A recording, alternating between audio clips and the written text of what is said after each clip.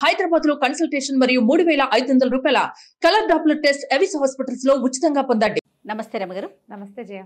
రమగారు, దసరా నవరాత్రులు మొదలైపోతున్నాయి. 2-3 రోజుల్లో నవరాత్రుల్లోకి వెళ్ళిపోతున్నాం. ఈ 9 రోజులు మనం చేయాల్సిన విధి విధానాలు, అలానే ఆలయాలన్నీ కూడా భక్తులతో కోలాహలంగా ఉంటాయి.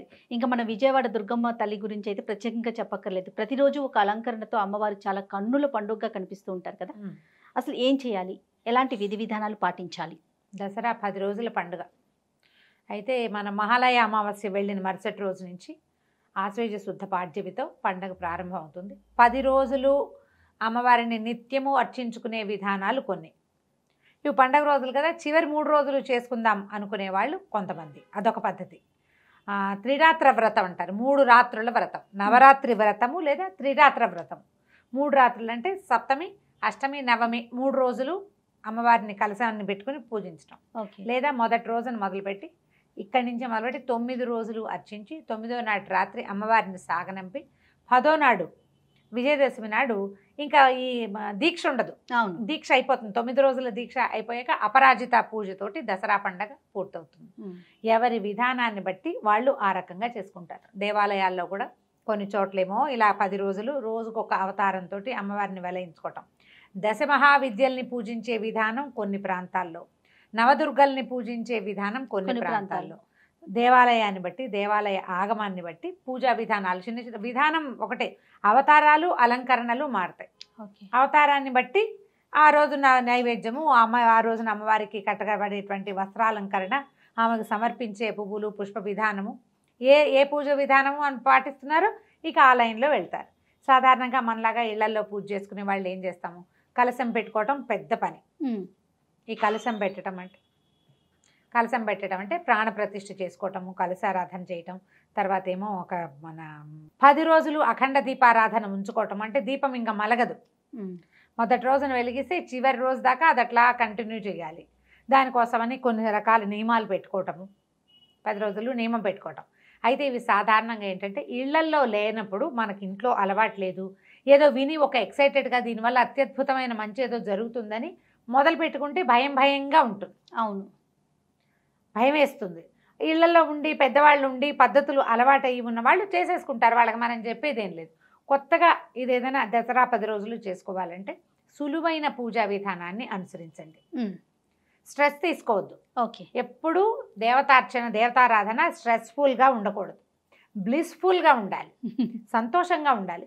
చక్కగా సరదాగా రోజు కాసిన కొత్త పువ్వులు, ఫ్రెష్ పువ్వులు అమ్మవారికి అలంకారం చేసుకోవటం, చక్కగా పసుపు రాసి బొట్టు పెట్టుకోవటం, మనం కూడా కాళ్ళకి పసుపు రాసుకోవటం, సూత్రాలకు పసుపు రాసుకోవటం. ప్రతిరోజు తలంటి పోసుకోవాలా, ఇదొక ప్రోగ్రామ్ ఉంటుంది. 2 పూట్ల తలస్నానం చేయాలా అని. అసలు దీక్షలో అయితే తలంట్లే పోసుకోరు, మొదటి రోజున పోస్తే మళ్ళీ 9వ రోజునే. తలస్నాన నియమం లేదు, మొదటి రోజునే తలకు నూనె రాసుకుని స్నానం చేయండి. తర్వాత మీ అలవాటుని బట్టి అవకాశాన్ని బట్టి గురువారం కానీ శనివారం కానీ తలస్నానం చేయొచ్చు. తలస్నానం చేసే దీపారాధన చేయాలన్న నియమం లేదు. తొలి రోజున చేయాలి. పుణ్యస్త్రీలు భార్య భర్తలు ఉన్నవాళ్ళు పొద్దున స్నానం చేసేటప్పుడు పసుపు రాసుకుని ఒంటికి, లేదా నీళ్లలో ఒక చిటికెడు పసుపు వేసి సూత్రాలకు పసుపు రాసుకుని స్నానం చేయాలి. అది నియమం. మనకు పండగ నియమం అవుతాయి. ప్రతి వాళ్ళకి ఇదే సమాధానం, తలస్నానం చేయక్కర్లేదు. ఈ నియమంతో మనం 9 రోజులు ఏం చేయొచ్చు, రోజు 10 రోజుల పాటు అంటే చివరి అపరాజిత పూజ వరకు ప్రతిరోజు లలితా శాస్త్రమే చేసుకుని మన ఇంట్లో ఉన్న లలితమ్మకే దీపారాధన చేసుకుని పువ్వులు పెట్టుకుని పూజ చేసుకోవచ్చు పద్ధతి ఇది. రోజు లక్ష్మీ అష్టోత్తరం మనకు అదే వచ్చు, ప్రతిరోజు లక్ష్మీ అష్టోత్తరమే కూడా చదువుకుని పూజ చేసుకోవచ్చు. అలాగే కాకుండా ఏ రోజు అవతారం అది, మొదటి రోజు బాలాదేవికి సంబంధించినటువంటి స్తోత్రం బాలాస్తుతి అది చదువుకోవటం. బాలకి మనకి ఇది దొరికితే అష్టోత్తరం దొరికితే బాలా అష్టోత్తరం, బాలా త్రిపుర సుందరికి. 2వ రోజున అమ్మవారు మారుతుంది, అన్నపూర్ణ, మహాకాళి, మహాలక్ష్మి, మహాసరస్వతి రూపాలు మారుతాయి. ఆ రోజును బట్టి ఈ రోజున ఫలానా అలంకారము, ఫలానా పూజ, ఫలానాది అని దేవాలయంలో ఏం చేస్తారో మనం కూడా ఆ స్తోత్రాలు చదువుకోవటం, ఆయా నివేదనలు పెట్టుకోవటం. అలాగూ ఇలాగూ కూడా చేయొచ్చు.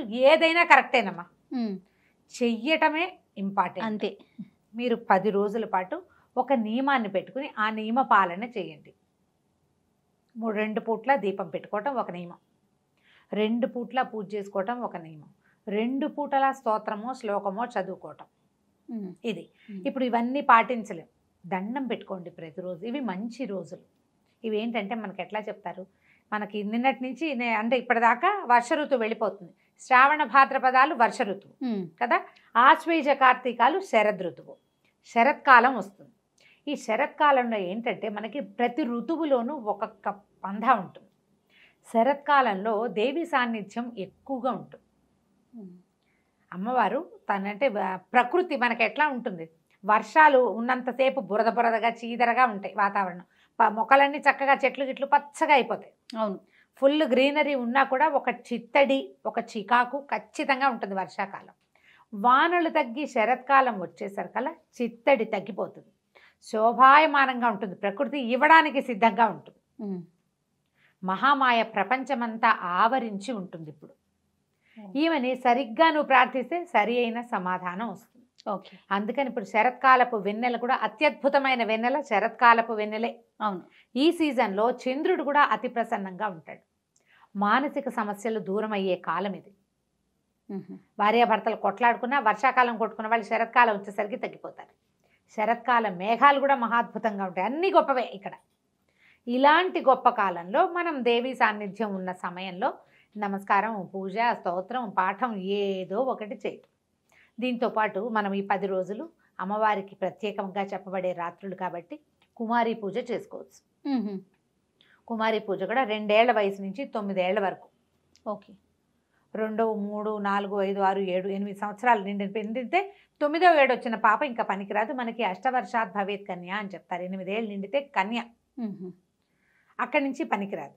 ఏ వయసు పాపాయి కానీ మనకి అందుబాటులో ఉన్నా కూడా పాపాయికి పాదాలకు పసుపు రాయటం, పారాయణ పెట్టడం, చక్కగా బొట్టు కాటుక పెట్టడం, పువ్వులు అలంకారం చేయటం, ఏదైనా వస్త్రం సమర్పించటం, చక్కగా తినడానికి కూర్చోబెట్టి ఆమెకు నచ్చింది చేత్తో ముద్ద తీసుకుని తినగలిగే పిల్ల చాలు మనకి. ఏ వయసు పాపకైనా కుమారి పూజ అని చేసుకోవచ్చు. ఇది మొదటి రోజే చేయక్కర్లా, 1వ రోజు నుంచి 9వ రోజు వరకు ఏ అవకాశం ఉంటే ఆ అవకాశం చేసుకోండి. ఓకే, దీనికి ఏంటంటే నియమం మన ఇంట్లో పిల్లలు కూడా చేస్తారు, సొంత పిల్లలు కాకుండా. కుల నియమం లేదు, ఓహో, వీళ్ళే కావాలన్న నియమం లేదు. నియమం లేకుండా ఎవరికైనా సరే బాలస్వరూపంలో అమ్మవారు అత్యంత ప్రసన్నంగా ఉంటుంది. అట్లా మనం కుమారి పూజ చేసుకోవచ్చు. తర్వాత సువాసిని పూజ, ఈమెకు చాలా ప్రీతి.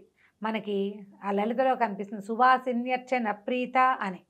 శోభన శుద్ధ మానస, అమ్మవారికి చాలా ఇష్టం సువాసిని పూజ. అందుకని మనం ఏం చేస్తాం, మన ఇంటికి ఎవరైనా ముత్తైదు వస్తే బొట్టు పెడతాం. అవును, అమ్మవారినిగా భావించే సువాసిని కూడా ఇట్లాగే పాదాలకు పసుపు రాయటము, షోడశోపచారాలతో సువాసిని పూజ చేసే విధానం కూడా ఉంది.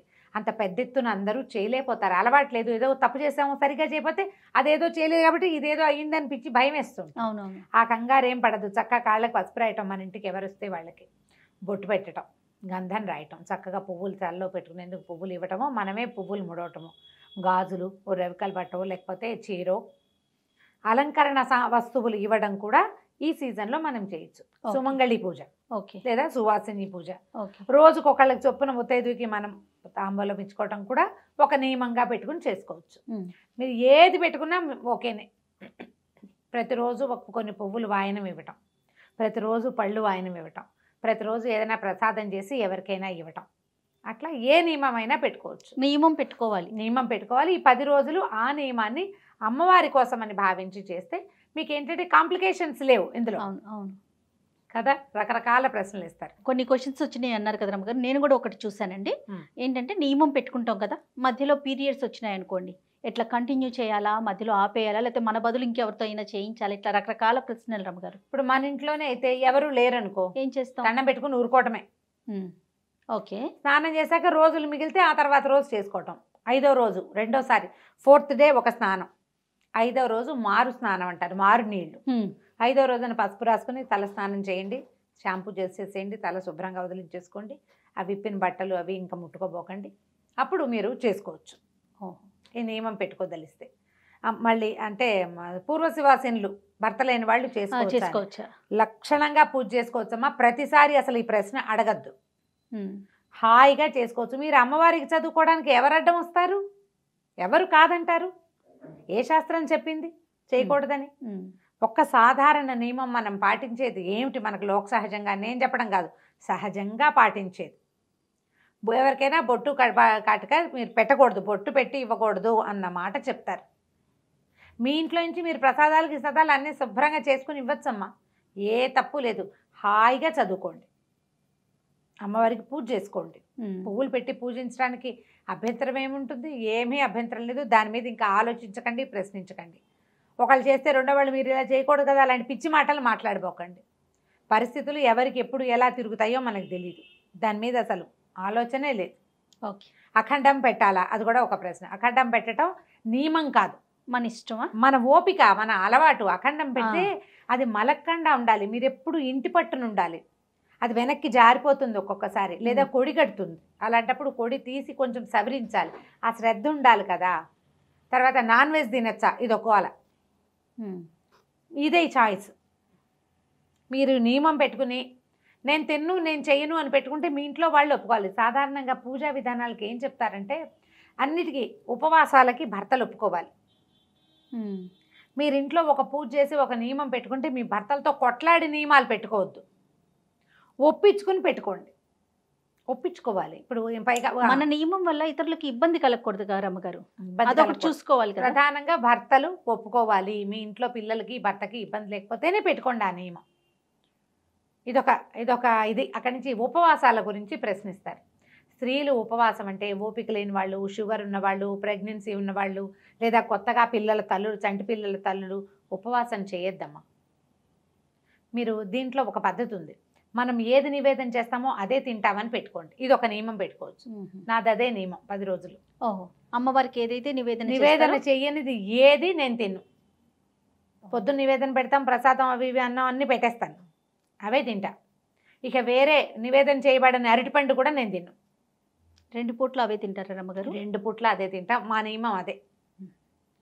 పగళ్ళు డాక్టర్ గారు ఉపవాసం ఉంటారు, ఆయన రాత్రి భోజనం చేస్తారు. నాకు అన్ని రోజులు పగలు ఉపవాసం చేస్తే నేను నిద్ర లేవలేదు. ఓకే, పని చేయాలి కదా, ఎంత పని రమ్మగారు. అందుకని ఇంకా అది పెట్టుకోవట్లేదు. ఎప్పుడు ఇదే పంద. పొద్దున పూట నివేదన ఏది చేస్తే అది నివేదన చేయకుండా మధ్యాహ్నం పిల్లల కోసం ఏదైనా చేస్తే నోట్లో వేసుకోవడం, స్నాకింగ్, నథింగ్ డూయింగ్, ఇలా పెట్టుకోవచ్చు. ఓకే. ఈ ఉపవాసం ఉండటం కూడా పగలు ఉపవాసం ఉండి రాత్రి భోజనం, ఇవి రాత్రి పూజ చాలా ఇంపార్టెంట్ దసరాల్లో. సాయంకాలం చేసే పూజ మంచిది, చాలా అంటే విశేషమైందని చెప్తారు. రాత్రి అని చెప్పబడుతోంది కదా, అదేలేండి. మీ వెసులుబాటు, మీరు చేసుకోగలిగితే సాయంకాల పూజ సంధ్యాకాలం నుంచి మొదలుపెట్టి రాత్రికి చేసే పూజ. మీరు ఆ నియమం పాటించలేకపోతే పొద్దునే చేసుకోండి. కొంతమందికి కుదరదు, కొంతమందికి కుదరదు, పొద్దుటి పూట చేసేసుకోండి. సాయంకాలం ఒట్టిగా దీపారాధన చేసుకోండి. పిల్లలు స్కూల్ నుంచి ఇంటికి వచ్చాక అక్కడ కూర్చొని చదువుకోవడానికి దానికి కుదరదు, చిన్న చిన్న పిల్లలు. లేదా పిల్లలు సాయంకాలాలు ఆటలాడుకుంటారు, వాళ్ళని వెతుక్కుంటూ ఉండాలి, అది కూడా ఉంటుంది. ఇప్పుడు స్కూళ్ళు ఉండవు కదా, సెలవులే కాబట్టి పర్వాలా. పొద్దున పూట ఏమైతే ఏదో ఆడుకుంటారు, ఏదైనా బ్రేక్ఫాస్ట్ చేసి అక్కడ పెట్టేస్తే వాళ్ళ దారిని వాళ్ళు తింటారు. ఆ టైంలో మీరు ఏమైనా చదువుకోవచ్చు, పూజ చేసుకోవచ్చు. సాయంత్రం కష్టమైతే సాయంత్రాలు పెట్టుకోపోకండి, ఉదయకాలమైనా చేసుకోవచ్చు. ఉపవాసం ఉండదలుచుకున్న వాళ్ళు పూజ అయ్యే వరకు ఉపవాసం చేయండి. బ్రేక్ఫాస్ట్ చేసి పూజ చేయకుండా పూజ అంతా అయిపోయాక నివేదన చేశాక అప్పుడు తినండి. అది ఆ నియమం కూడా పెట్టుకోవచ్చు. ఉపవాసాలకి భర్తలు ఒప్పుకోవాలనేది నియమం. భార్య భర్త కలిసి ఉండొచ్చా, ఆ ప్రశ్న కూడా వచ్చింది, అది కూడా వచ్చింది. అవన్నీ కూడా మీ చాయిస్లేనమ్మా. మీకు తప్పు అనిపిస్తే చెయ్యొద్దు, తప్ప అని ఎవరినైనా అడగండి. అది మీ ఇంట్లో పరిస్థితిని బట్టి కదా, మీ పరిస్థితిని బట్టి, మీ అండర్స్టాండింగ్ని బట్టి, మీ వెసులుబాటును బట్టి. మర్నాడు పొద్దున పసుపు రాసుకుని స్నానం చేయండి అని చెప్పాను కదా క్లియర్గా. కాబట్టి ఇక దాని మీద ప్రశ్నలు వేయకండి, ఎవరిని అడగద్దు. నన్ను కాదమ్మా, ఎవరిని అడగద్దు. మీకు అదేదో బ్లెండర్ మిస్టేక్ అని అనిపించింది అనుకో, చేయకండి, చేయొద్దు. చేయాల్సి వచ్చింది, దండం పెట్టుకోండి దేవుడికి. ఏం చేయను, నా పరిస్థితి ఇది, నా పరిస్థితి కూడా నువ్వే కల్పించావు. అయినా అన్ని బాగానే ఉన్నా మీ ఇష్టారాజ్యంగా చేయమని చెప్పటం లేదు. తప్పనిసరి అయితే చేయండి, ఏం పర్వాలేదు. పొద్దున్న స్నానం చేస్తే సరిపోతుంది, పసుపు రాసుకుని స్నానం చేయండి. సువాసనకి పసుపు రాసుకుని స్నానం చేయటమే చెప్తారు పెద్దవాళ్ళు. యథావిధిగా పూజ చేసుకోండి. నేను పూజ చేస్తాను, మా ఆయన దండం కూడా పెట్టాడండి, ఏం చేయాలి? మానేమనండి. ఇన్ని ప్రశ్నలు పంపించారు నాకు అసలు నాకే ఓ 50 ప్రశ్నలు వచ్చినాయి. అదే ఇదా అదని ఇంకా నేను అన్ని చెప్పలా, ఇంకేవో మిస్కొట్టి ఇచ్చేసి ఉంటా కొన్ని, ఇంకా వస్తాయి క్వశ్చన్స్. దీపం ఎటుపోయి ఎలా పెట్టాలి, 2 పూట పొద్దున పెట్టిన దీపం సాయంత్రం దాకా ఉండాలా అని. అలా ఏం లేదమ్మా, మీరు అఖండం పెడితే ఓ విధానం. కలశం పెట్టడం గురించి మీ ఇంట్లో ఆచారం ఉంటే, పెద్దవాళ్ళు ఉంటే వాళ్ళ పర్మిషన్ తోటి పెట్టుకోండి. లేని ఆచారాలని చెయ్యబోకండి. ఎందుకంటే స్వధర్మ నిధనం ఎప్పుడూ మంచిది. మీ ఇంట్లో ఏం చేస్తారో అది చేసుకోండి. మీకు సార్ చేసుకోవాలని ఉంటే పెద్ద పెద్దవి చేయబోకండి. నేను చెప్పినట్టు సింపుల్గా ఏదైనా చక్కగా చదువుకోండి రోజుకొకటి. అయితే చాలా సందేహాలు, ధర్మ సందేహాలు చాలా ఉన్నాయి రమ్మగారు. ఈ నవరాత్రులకు సంబంధించి మనం ప్రతిరోజు కూడా అమ్మవారికి సంబంధించి ఆ రోజు అలంకరణ, ఆ రోజు పూజా విధానం, మనం పాటించాల్సిన విధి విధానాలు ఇవన్నీ కూడా మనం ప్రేక్షకులకి అందిద్దాం రమ్మగారు. ప్రతిరోజు 10 డేస్ రేపొద్దున అమ్మవారికి ఎలాంటి వస్త్రం సమర్పించాలి, ఏ అమ్మవారిని పూజించాలి, అవును, ఏ ప్రసాదం పెట్టుకోవచ్చు, అది కూడానమ్మా నేను చెప్తున్నాను. మనకు దుర్గగుడిని ఫాలో అవుతాం. మనం విజయవాడలో ఉన్న కనకదుర్గాదేవి ఇంద్రకీలాద్రి మీద ఉంది. అమ్మవారి దేవాలయంలో ఏం చేస్తారో అది చెప్తాం. అట్లనే అయితే దాంతో పాటుగా అక్కడ ఏం చేశారో అది చేయకపోతే కొంప మునిగిపోతుందని మాత్రం అనుకోవద్దు. అవకాశం ఉన్నంత వరకు చేయండి. లేకపోతే రోజు ఒకటే చదువుకోవచ్చు, అంతే. రోజు ఒక నైవేద్యమే పెట్టచ్చు. అవన్నీ విశేషాలు చేయలేరు. మీరు వండుకున్న అన్నం, పప్పు, నెయ్యేసి బెల్లం వేసి నైవేద్యం చేయండి, అది కూడా పనికొస్తుంది. అబ్బే మేము చేయలేము, పాలు పళ్ళు పెట్టండి, అది కూడా పనికొస్తుంది. ఇది విధానం. కుదిరితే చేసుకోండి, ఎంత కుదిరితే అంత చేయండి, అసలు చెయ్యండి చాలు. అంతే. నమస్తే రమ్మగారు. నమస్తే.